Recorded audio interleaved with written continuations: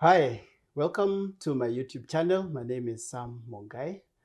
This is a channel where we discuss various issues that affect older people, younger people, and just life in general. It's just informative and keeping us actively engaged. This particular episode is very interesting. We're changing gears a little bit. Today, I've decided to invite my colleague who is going to first introduce himself, and then we talk about the topic for the day. Welcome on board. Thank you for having me. It's a pleasure. I'm Derek, Derek Joe. I am a tutor, just like he said. I'm a colleague. I'm a tutor. I am an instructor. I am a makeup artist. I am a fashion enthusiast, and yeah. Thank you. You're welcome. Now we go straight into it. Action. Now, you are very talented and gifted in what you do, and you have a very unique craft. Now, did you get trained in college, or are you self-trained? Mostly self-trained, honestly. Yeah, mostly self-trained. Of course, there's a bit of knowledge you have to get from the books and school. Yes. But as you progress in the industry, you definitely have to pick off a few things here and there. So I'd say 90 to 80 to 90% of it is self-taught. Interesting. Now, here normally I talk to young people, the young adults who are in college, diploma and university, and we talk about the journey of life. But now you're a young lecturer. Now I want to find, first before we go into what you are doing currently, what is one misconception that you have about what you learned in school, and whether you're using those skills at all? First, let me brag about my achievements. Yes, go ahead. I have 2 diplomas and a degree. Yes. So as far as the diplomas are concerned, that's what I'm doing right now. So I did a diploma in cosmetology, then I did an advanced diploma in TOT, teaching cosmetology. So that's what I'm doing right now. But I did a degree in fine art and majored in graphics. So as far as the degree is concerned, I'm not using it, but I would want to use it. It's just not sitting there. Yes, I have plans for it because, like I said, I'm a fashion enthusiast. And a unit in the fine art is fashion and design. So I want to do that for my master's. Yep. Interesting. So you're, am I right to say that you're actually enjoying what you're doing professionally? Yes, I am. All right. I am. And you're passionate about it? Very passionate, honestly. Interesting. Now, in your journey of teaching, what are some key highlights and achievements? I think key highlights would be one, introducing new stuff at an institution that didn't have what I'm doing right now. So I think that would be one of the biggest highlights. And then also impacting students, honestly. That is the most satisfying thing in my job, honestly. Seeing someone or enlightening someone who didn't have a clue of their potential. So I think that's just basically my highlight. Changing someone's life and directly impacting on their lives to being a better person, because I mean, that's why we're here. Yeah. Going forward, when we look ahead, say 3 years, 5 years, will you be doing the same thing? If I'm being honest, no. I miss the adrenaline rush. I miss being in the job. This is teaching so that they can go to the job market. So I miss the adrenaline of just being back on stage and the pressure, handling clients, different clients, and doing different designs, having to create different stuff. So yeah, definitely I'm going to take a break off from it. Let's change gears a little bit. Now, most of the spaces that we occupy, whether the job environment or institutions such as this, they are run by people who are, say, in my generation. Yes. Now, what is one, and be honest here, what's one area or aspect of Gen X's that rubs you the wrong way? It's annoying. I hope you saw my face cringe when you mentioned the fact that 90% of the people I'm working with is your age, or they're heading towards that age. You people are so annoying. You think you know it all. You think you get us. You don't. You think you have it figured out. You think you're gods who have this concept of you know what we're going through. You people don't know shit. Wow. You don't even know a quarter of what we're going through, honestly speaking. And you look like fools when you say you understand us. Is that on a professional point of view, All or just socially? Social, financial. Yes. Professionally. God damn it, you've missed it. What would you advise us to do? Listen. Okay. Can you just be humble and shut the fuck up and listen? And don't judge. Yes. Just listen. Stop pretending what happened to you 5 years or 10 years ago is what is happening to us. You don't know shit. Just listen. Wow. Listen. And stop judging. Stop pretending like you know it. You don't. Wow. Your generation doesn't know Snapchat. Where were you when Snapchat was being? You don't know. You don't know what is Instagram. You don't know what Facebook is. You don't. Yes. So just listen. The challenges that you are going through is not the challenges that we are going through. Interesting. Yeah. And then the whole concept of you people wanting us to do what you think you should have done is also another thing that is annoying. The fact that you want us to complete what you started. No, we have our own lives, actually. Is that like what parents do? Yes. And colleagues. Drumming things around your neck. Yes. Completely taking our free will. We have our own free wills. For heaven's sake, we have our own brains.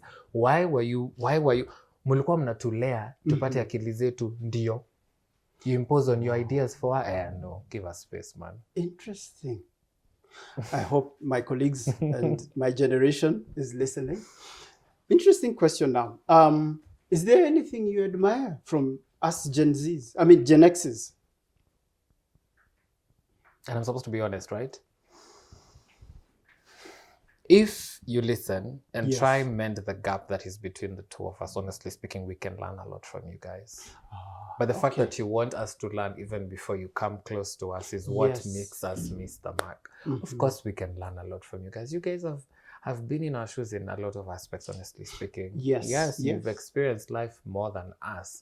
So there are some things I would want a mentor, honestly speaking. And I'd want my mentor, of course, Akunze, because they've been in the shoes that I'm probably going to get into very soon. Yes. So if you can only just be a little bit accommodating so that we're able to like learn from you, of course, why not? Okay. Let's change gears a little bit. Now let's talk about money. Does a young man like you save? Yes. You do? Yes. It's a struggle, honestly. It's a struggle, but I'm trying as hard as possible to get in that habit. And honestly, no one taught me that. Yes. So that's another thing that is self-taught. If only someone would listen to me and understand that I have challenges, give me space, and then now maybe teach me that I should have good saving habits, that would have been easier, but it's been a struggle. Sometimes you save, unaenda kwenda sherehe, unatoa pesa kidogo, unaenda sherehe, you feel bad, you feel like you're a failure. Like if there was someone who would be there to mentor me and tell me that that's what happens, I wouldn't feel bad. But yeah, I try as much as possible to save. Do you use any of those preset formulas like 50, 30, 20? Saving formula, or you just... Who is there to teach you that? Oh my. That's where the mentors come in. Who is there to teach you that? That's where the mentors come in. Unajua mzazi akishasikia umepata job ni hivyo. Yes. It's like, mzigo imetoka. So where are they to teach you that, okay, by the way, 30% of your salary should go to rent. Yes. If it's more than that, that is wrong. Who is there to teach you that? Oh my. No one. All right. Now, another question coming up. What keeps a young man like you awake? What are some like key fears that you have right now in your life, in your journey of life? I think the fear of failure. I wouldn't want like years from now, nikuwe that, I'm this hotshot, nikiwa mdogo, I got into the market early enough and, I started earning a decent amount of money. And then after like 10 years, I'm a deadbeat dad somewhere. So yeah, I think the fear of failure is one of them. And also pressure. Positive peer pressure from like people you see online. You'd want to have a chunk of that life, traveling, going out without having to care for your spending limits. Yeah. And of course, a good life. Who didn't want a good life? Now, since you guys occupy a lot of the digital space and social media space, do you think people in authority, and people in authority are the government or people in authority in organizations, do they read and understand when you vent or when you share your thoughts as a generation? Do you think No, they don't. I don't think they they hear get it. you? They don't. They just think it's. And honestly, I don't blame them, because there are also some people who throw tantrums that are not really as serious as it should, honestly speaking. Yes. But I feel like now they are now even not taking it seriously. At is serious. They're not even taking it seriously. Yes. Social media, in as much as, yes, 90% of it is, I wouldn't say fake, but it's just a representation of what you want others to see, get. Yes. So in as much as that's the case, I feel like there's some percentage of truth in some of the ventings that you see on social media that should be taken seriously, honestly speaking, and isn't being taken seriously. Like Modi the other day said, content creators, yes, I mean, we're taxing them. Exactly. People take him as a joke. They should take him. They should take such ventings seriously. Yeah. All right. Let's change gears a little bit now. Let's talk about our sexuality. Okay. Because that's a topic that should be talked about. Yeah, it should. First of all, what's your stand about LGBTQ? My biggest mantra would be, do not talk about something you don't understand. If you don't have a scope, just let it be. Same case to things like abortion. You wouldn't, a lady who's just gotten a kid aborted, huwezi enda anze kumpreach against abortion. Ile push afike hapo. So as far as LGBT is concerned, honestly, it's a free world. I mean, of course, it's a free world. It's a free world. Just don't impose. That's what I'm also against. Imposing your will on someone else. Don't. Yes. So if you're queer friendly, don't impose it to someone who isn't queer friendly. And if you're not queer friendly, don't hate against the LGBT. So just as long as everyone is keeping their lanes and respecting them, why not? Yeah. All right. What's your stand also on faith-based relationships and with our Creator, God? I believe there's a God. Yes. I believe in Him. I just don't believe the people who are supposed to be representing Him. I feel like they're not doing a good job. They're not doing a good job. I feel like they have ulterior motives. I feel like they have their own agendas, and they're speaking. They're representing someone who can't come down here and say, "Oh, you're Niwongo. I'm not the one who sent you to do that." Yes. They're representing a God who is all powerful, seated on His throne, and just can't come back. Aizi kuja kuchini ashinda akisema you're Niwongo. No, He can't do that. So they're speaking for someone who really can't. But as far as God is concerned, I totally believe in Him. I believe in His word. Every time I'm lost, He is my focal point. I go back to Him, read His word, and understand what He would want me to understand. Yeah. All right. Now let's change things a little. Any questions for your colleague here? Why? Why do you people think you know everything? Why do you impose? Why? What is wrong with you? Didn't you get in? Mrs. V, just explain why. Calm down. Now remember, I'm a Gen X. Yes. But not all of us are like that. Some of us are very liberal. And since we're blowing our trumpets here, I consider myself very liberal. Okay. Yeah. And broad-minded and accommodative. So, and I had a very different upbringing. So that's what happened. So I got a lot of exposure. Yeah. So I believe in people expressing themselves. Okay. And living your life, because I was allowed to do that, and I did that. And that's why you realize, even on campus, that's why students come to me, because I don't judge them. Yeah. Whether you're LGBTQ, whatever you're having, whether let's deal with the problem, not those other issues. Which is good, which is cool. But so, why do you think your friends and your colleagues, what do you think bothers them? Two things. One, I think many of them made mistakes. And they are not happy with their lives now. And they want to live their lives or their dreams through you. Us. Yes. Okay. Oh, that will explain it. The other thing is, my generation was very rigid. Yes, very. So they don't actually have the grace to tell their children or their generation that I made mistakes in my generation. Yeah. I had a D in primary school or high school. They don't want to go there. There are those issues. Okay. So they're still camouflage. What would you be your advice to a Gen Z who would want to understand what you just said, because it takes us to just now. Do you know we are the ones who become the mature ones? Siku hizi, we have to be the mature ones. Yes. So what would you advise a Gen Z trying to understand their Gen X parents? I tell Gen Zs that Gen Xs have issues. A lot. We had issues growing up. Yeah. Many of us didn't even have the freedom I'm talking about. Okay. Lived in very confined spaces. And resources were limited. And even if they were not, there wasn't adequate exposure. So you had to do let me talk about careers.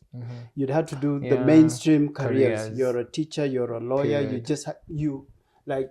For me, I was allowed to become a graphic designer at a very early age. And those were things that were like, right? Kuchora. What are you talking about? Those kind of things. So that kind of socialization now spilled over into adulthood. And that's why you find many of the Gen Xs have those issues of adjusting. So I'd tell Gen Zs, bear with us. Okay. We have those issues. Yeah. Given that you're a very liberal person, yes, what's the one thing, or what's one of the lessons that the Gen Zs have taught you? There's one thing I agree with a lot of you guys. Okay. Live your life and enjoy your life. And that's what I did. When I was your age, I was enjoying myself. I didn't have a roadmap, but I had a good job. And I was just enjoying life. I was working, dressing well, and sherehe. Here's one thing. What were you doing at my age? I was working. I got a good job at a very early age. Okay. So, round about your age. Okay. So I was working in one of the best advertising companies in this country. Nice. So I had a lot of money. And I was enjoying myself. And that's what I did. And I have no apologies and no regrets to make. Okay. And that's what I'd tell Gen Zs. If you occupy your space and just live your life. Yeah. But have a plan after a while. Because as you said, your age catches up. With you, yeah, it does. Yes. So enjoy yourself, but don't miss any stage of your life. Money. How do you tackle this big monster called money, as far as acquiring it, managing it, and having to make it work for you? Let me use two scenarios. Let me start with your scenario. You're young and you're working. I'll tell you, do one extra thing. Join a circle. Okay. A reputable circle. Every month, I won't tell you how much, but you decide whether it's 5K, dump it there. You see, the good thing with a circle is that you can't get it out quickly. Yeah. Right? Yeah. So try and manage what you have in your account. So even if you exhaust this, you can still struggle. But along the way, you're going to be happy that you had this money in the circle because it's going to come in handy. So you just don't use it. Don't use it. Just forget about it. And don't take a loan to buy a phone or just struggle to do your household. Don't touch that circle. Okay. You'll be happy. The other scenario is many of you guys are doing very well in the open space, in the creative space. Okay. The cash flow may not be regular. So you do a gig here, you do something there, then some 5K there. I'd still say save as you can, but do it in a circle, in a formal saving scheme, and then enjoy your life with the rest of it as you're growing. But think about the future, like 3 years from now, because the future comes very quickly.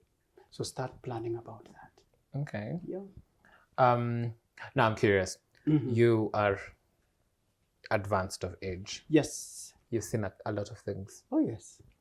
What would Gen X's of your age be afraid of? That's an interesting question. Yeah. Now, I'm very curious. Let me talk about myself, because we're all in different situations. Yeah. Okay. One of the things somebody my age would fear now is getting into the middle age, getting older, and being broke. And that is a reality in this country. Many Gen Xers haven't planned their lives well enough. So we're going to have a lot of older people who are broke.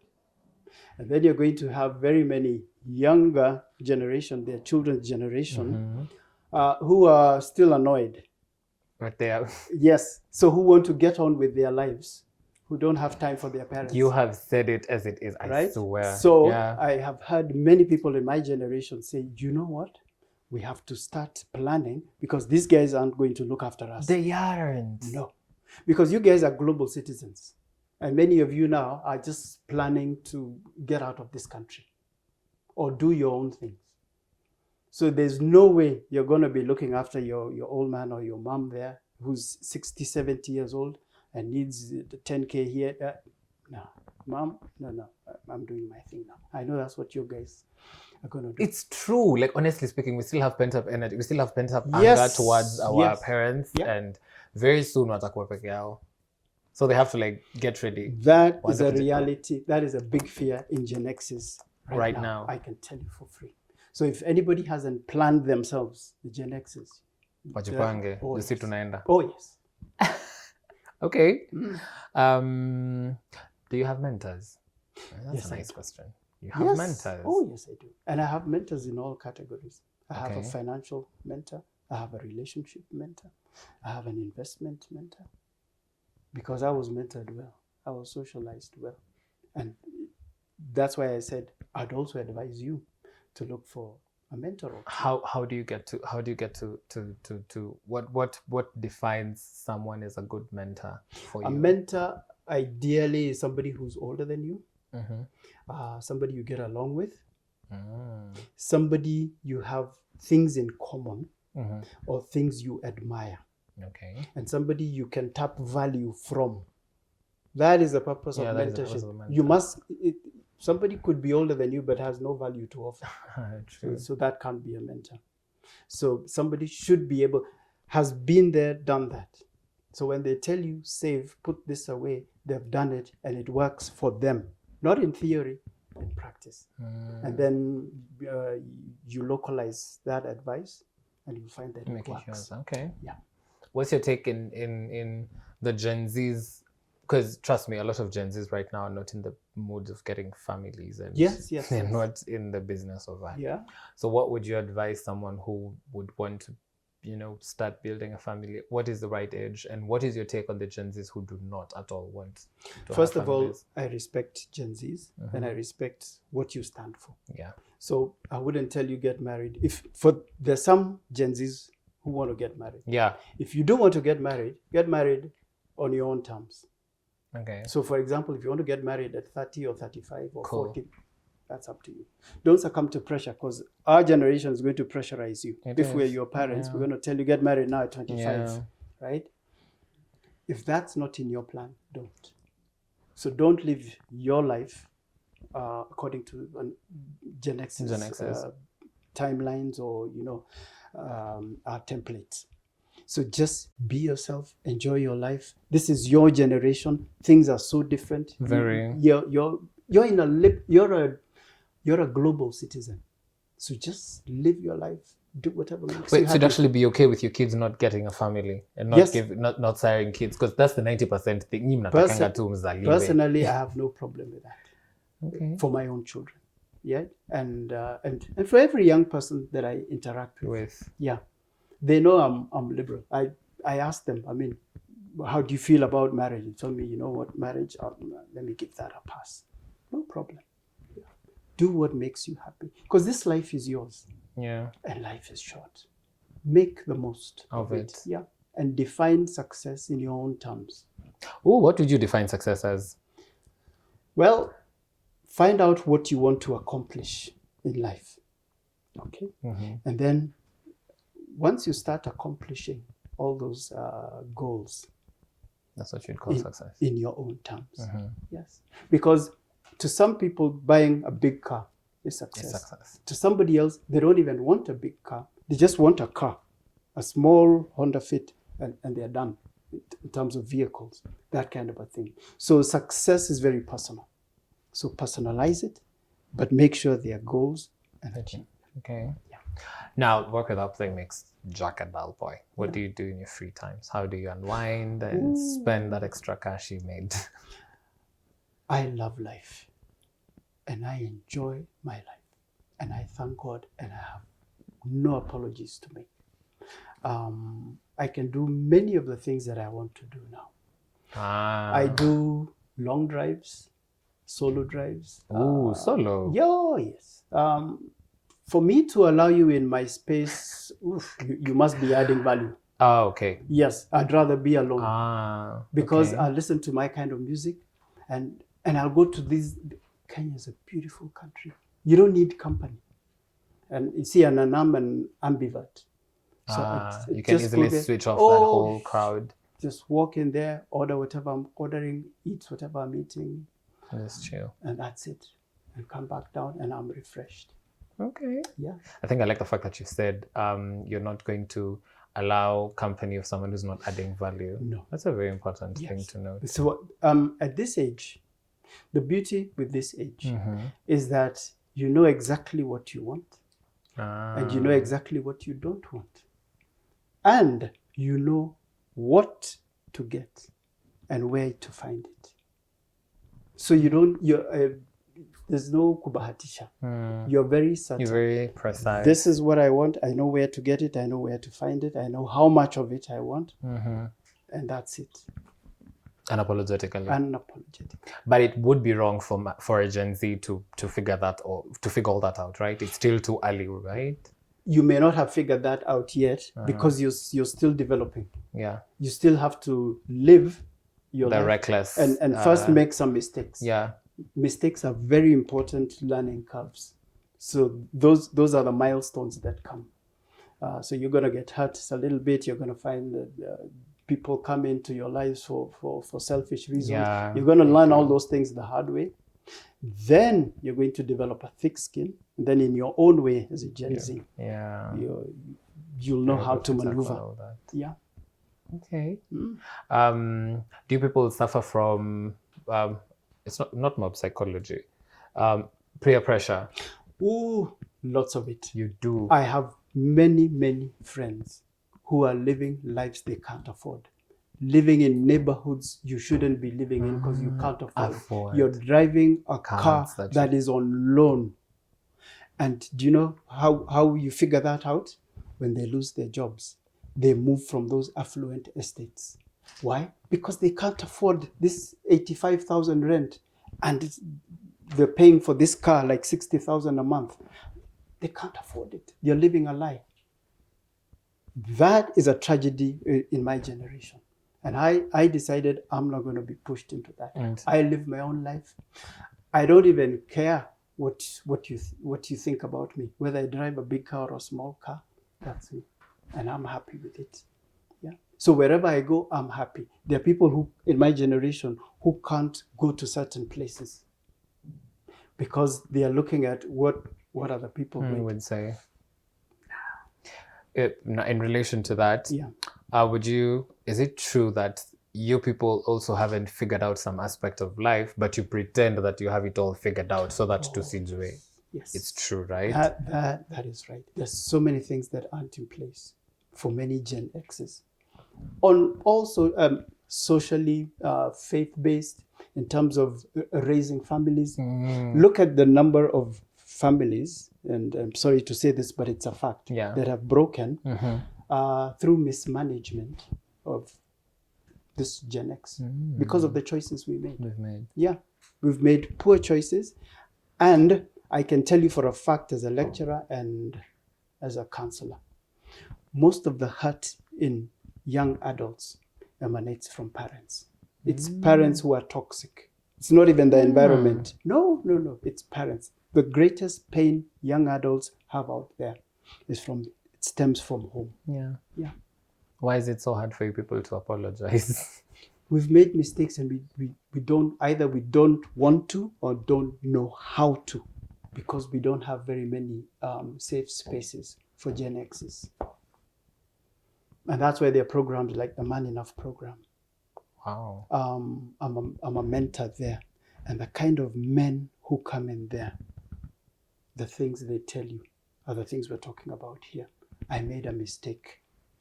They agree. They accept. They're in that safe space. Safe space. Yes. I messed up in my marriage. I lost a good woman. Wow. It still kills me up till today. Wow. Those kind of things. I see my children suffering out there.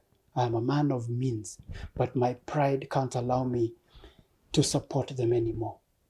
Wow. Those kind of things. Many people in my generation are looking for spaces like that. And now I'm trying. Wait. So, are we supposed to be the ones who are giving them that space, or what is supposed to happen? Because I'd love if my parent comes and tells me that. Trust me. There are spaces like that are offered in society in few organizations that do mentorship, that offer safe spaces for single moms, for divorcees, for broken men, for men who have lost jobs. Because when men lose jobs, they lose like half their life. That's true. And their identity. Yeah, that is true. And their self-esteem and their confidence. And then Some of them even lose their families. You just see this is a shell of what that person used to be. It doesn't have to be that way. Because there's no safe space for you to go and tell a fellow or a band of brothers that, you know what, I lost my job. I'm broke. I can't afford to live in that house. I can't afford 60,000 anymore. I can't afford to throw around anymore. Very few men have fellow men where they can share that. So they just wallow in poverty. Now you see, you move into oblivion because you can't live in the spaces that you used to. So you'll have to go to the village where you didn't build.